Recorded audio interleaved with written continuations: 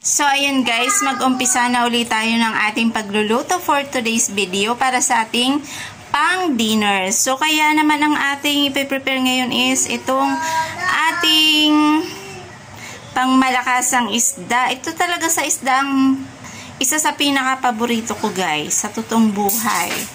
O, diba? Ganito din po ba kayo mag ng tulingan? Yan. Nilalagyan ko po siya guys ng slit sa gitna and then ipipress ko ng konti ng aking palad.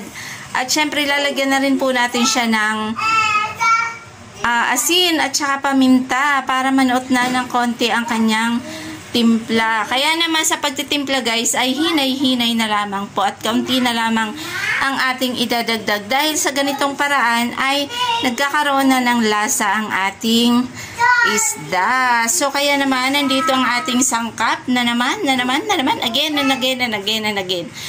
Kamati, sibuyas, luya, of course ang ating siling green at ang ating pinatuyong kalamyas, hindi pwedeng wala. At syempre maglalagay pa rin ako guys ng suka. Ang suka may konting paminta akong inilagay.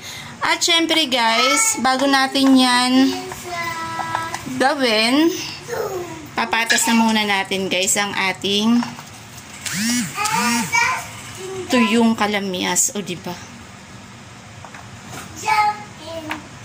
Lutong Batangas, pusong Bicolano at mahilig din sa mga lutong gata dahil tayo po ay proud Bicolana. So ngayon, patas natin.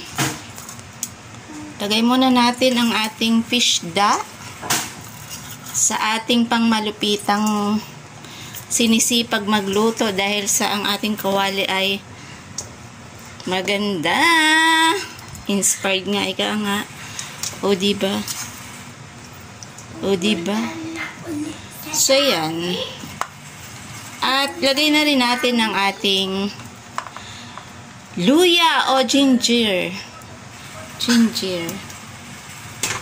At of course, hindi pwedeng mawala na mailagay natin ang ating mga iba pang sangkap. O diba? Mekos yan, insan. Mekos yan, insan. Dahil tayo ay at ang ating suka. O diba? Hindi na tayo guys maglalagay ng sabaw pa o tubig.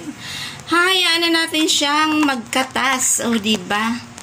Pakakatasin natin at ito po ay ating gagataan. Meron pa akong sitaw dyan na nabili. At sitaw po ang ating ilalagay na gulay. At sa inyo guys, kung ano available nyong gulay dyan. Kung ano pa man yan, pechay, malunggay, kangkong, o ano pa man ay pwede nating ilagay. At syempre, atin ang tatakpan yan para naman atin ang lulutuin. So ito na nga guys, o diba napakabango talaga ng aroma naman ay talagang nakakatakam, amoy pa lamang. Kaya tayo ay maglalagay na ng ating pangmalupitang gata.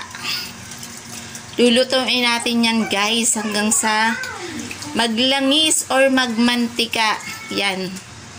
Dinamihan ko guys ang sabaw at syempre talaga naman para may sabaw ang mga batuts at mamaya malalaman natin.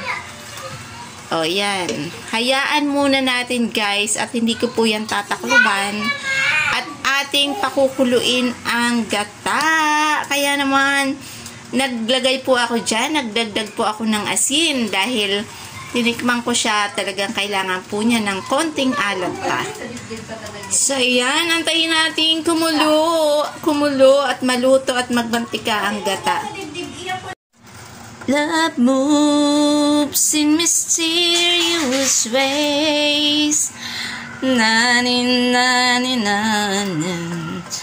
I would be over the horizon. Our love moves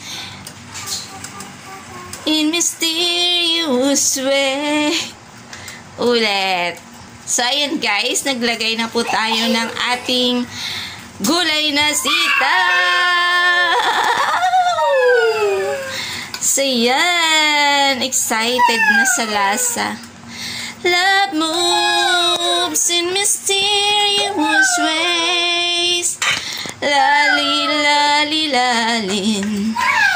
Lali, lali. Over the horizon, I love moves for the rest of my days. So, ito na guys. Pwedeng-pwede na tayong kumain. O, diba? Ang sarap guys. At talaga naman. May manamis-namis na akong nalalasahan. Kaya naman, ano pang hinihintay ng ating mga pinggan? O diba, magsandok na ng kanin at tayo na ay kumain. Let's eat, everyone!